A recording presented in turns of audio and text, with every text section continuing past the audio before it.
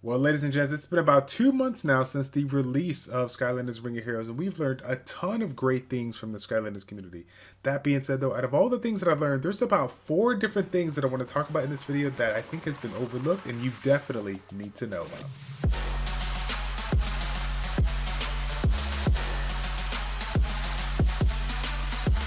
What's going on, everybody?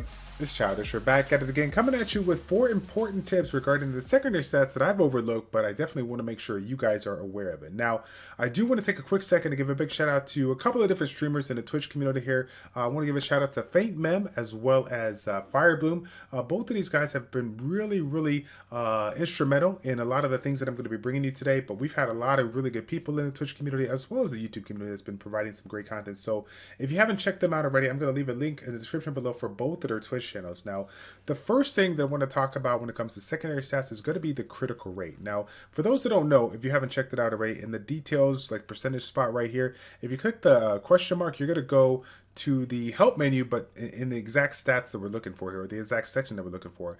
This is going to provide some information for both the primary and the secondary stats, and like I said before, we're going to be focusing on the critical rate. Now, if you guys are new to this game, the critical rate and the critical animation is 2 different things. Now, if you came to Summoner's War, you'll know that they're one thing, right? If you bump up your critical rate, you get a critical hit, you'll see that happen, you'll see the big damage, it'll pop up, it'll be all nice and hot, right? Exactly what we're looking for. However, one of the things that we also see from the Summoner's War side is sometimes you'll see a crit animation while they're performing the critical hit. In Skylanders Ring of Heroes, those are 2 different things. Critical rate, landing the critical hit is based upon the critical rate. However, crit animations is actually based upon accuracy. And accuracy is a separate stat that is just as important as critical rate here. So if you did not know, when you critically animate, or if you see your Skylander provide that critical animation, a couple of things are happening that you might not be aware about.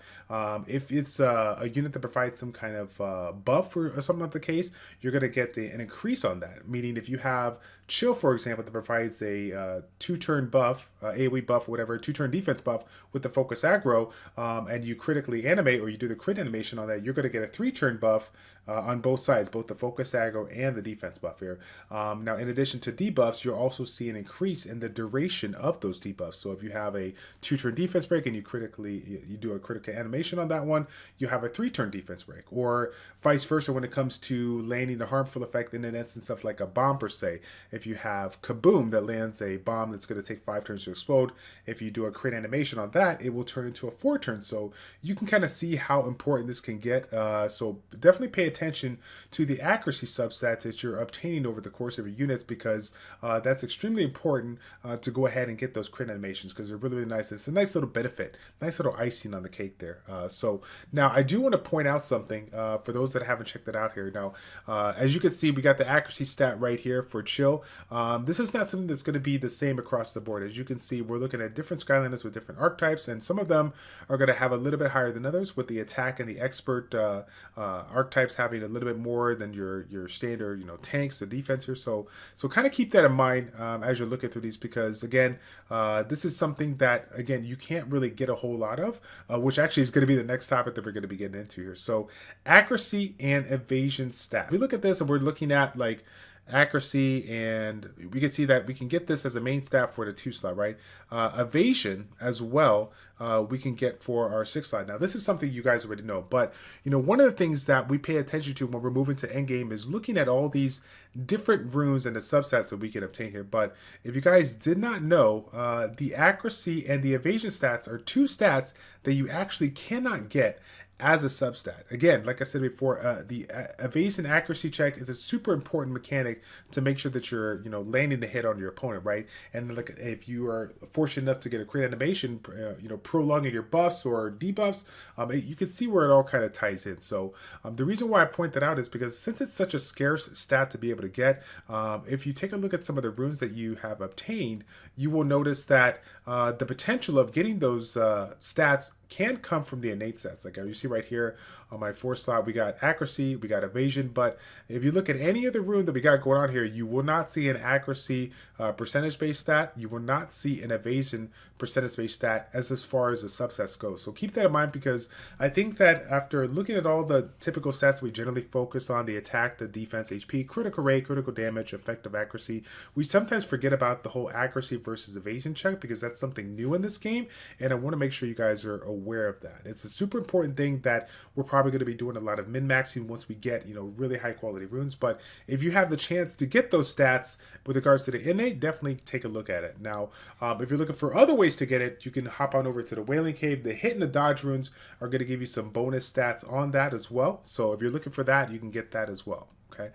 Next one up that we got going on here is the glancing mechanic. So glancing, if you're lucky enough to have a decent amount of evasion, you might be able to glance, be able to have a glancing blow. Now, glancing in Summoner's War is a little bit different, whereas if you glance on an opponent, you won't be able to land any kind of debuff that you're attempting to do. However, in this game, even if you glance, you still can land a debuff as you normally will. Now, keep in mind that this is similar to Summoner's War, where you have the effect accuracy versus resistance checks, so it's still going to be very, very important for you to make sure that you're getting those stats. But I just want to make you guys aware that even if you do glance, you still can land those harmful effects here. So again, very, very important things that we generally overlook here, and I want to make sure that you guys are completely aware, because every once in a while you might find somebody that's maybe building units or revolved around evasion or dodges or just that whole aspect of the game, and you still want to like bring in some kind of composition that's heavily reliant on applying the debuffs. You still could apply it, but obviously you're not going to be able to do a ton of damage on top of that here. Okay. The next thing that I want to hit up is the critical heals. Now, I know this is something that this is going to be new for the people that are coming from Summoner's War. In this game, you can actually you can heal, but you can critically heal, meaning you can provide a little bit of bonus on that. Now, the effectiveness of this on this is actually a little bit different. So, for example, if we took a look at a healer like Zulus, right? Okay, Zulus has 27% critical rate, right? The effectiveness of the critical rate when it comes to the heals is 50%. It's a 50% effectiveness. So if he has 27% critical rate, he has a 13% chance to critically heal. Now, the reason why I point this out is because obviously when it comes to Zulu, we're not going to be building him with a high amount of critical rate, but we may pair him up with a unit like Ninjini, for example, that provides a critical rate buff for your entire party. There's quite a handful of units that provide that buff, right? So when we think about, the team comps that we're going to be providing, we think about critical rate as this kind of a standard buff to help out our attackers, when in all reality, it's going to assist us in helping out all of our units provide damage, but also for the units that provide the support, or for the units that provide the heal, we have a little bit of a bonus to get ourselves a little stronger heal. Now, again, I know that it's not a super huge thing, but it's all these little things that kind of add up that I want to make sure that you guys are aware about, okay? Now, the last thing that I got for you, this is probably going to be the most important thing. You might need to write this one down because I know you're going to forget about it, okay? Freezeblade, if you guys did not know, he is an expert ice skater who rushes around and uses shotguns to deal damage. I ain't gonna lie. I just saw this little exclamation point, clicked on it during like midway through the video, and I'm like, oh, hey, great knowledge. Let's let the community know. But real talk, obviously, it's not super important, but I just want to throw it out there for some of you guys that want to know the little backstory. You can do that right now, because obviously it's a super important thing to know that Kaboom's bazooka is in fact homemade, okay? Write this down, very important. No, but real talk, that's pretty much it when it comes to the content. I do want you guys to take a quick second to go ahead and leave a comment in the comment section down below. If you did find this useful, definitely give it a thumbs up. But if you have some other information for the community that they probably do not know, put it out there, because honestly, there is a ton of things that we didn't discuss in this video that I want to dive in a little bit more, research a little bit more before I provide it to you. But if you guys want to help me out and take a quick second to provide that content in the chat down below, then we can go ahead and work with one another and try to help out the community grow, okay? So as far as my stuff goes, there's really nothing really to point out as far as my progression. I'm pretty much still the same. We're still grinding those runes. I did just 6-star my Igniter. He was already awakened, and I did get him 6-star here. So I might, keep on working on him to get him +5. I might, work on a different unit. I'm looking to still work on my Whirlwind my Flash Wing. I'm looking for a decent healer, a decent cleanser, light jetpack. I was going to be on the back burner on that. Like I was looking to build that one. That was actually a high priority. But before the patch came around, we had, we basically had to wait until we get enough pieces in order for us to take us high up. Now with the recent change, I'll be able to level it up to 70. I'll probably have them to about 5-star level 70. So I'm hoping that will be able to hold me off there for like a B10 run alongside with the Igniter and probably Igniter and Kaboom. But if not, I'll definitely be testing out Chill in that spot that Whamshire would be, and see if that can get me past 5. But that being said, though, that's pretty much it. We did awaken Freezeblade. I believe I told you guys about that. That was a process. Finally got it done here.